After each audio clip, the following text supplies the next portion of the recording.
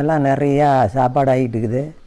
எல்லாம் துப்பாக்கி வச்சுக்கிட்டு இருக்கிறாங்க நிறையா எல்லாம் காய் சுட்டில் ஆனால் அங்கேயே போயிட்டீங்க.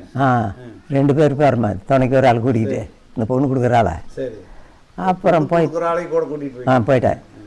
அப்புறம் போய் பார்க்க இவங்க எல்லாம் இப்படி பாதி போய் பணம் காசு வாங்கிட்டு இப்படி பாதி போகிறாங்க. சாப்பாடு சாப்பிட்டு போகிறவங்களும் போகிறாங்க, வர்றவங்க வந்துக்கிட்டு இருக்கிறாங்க.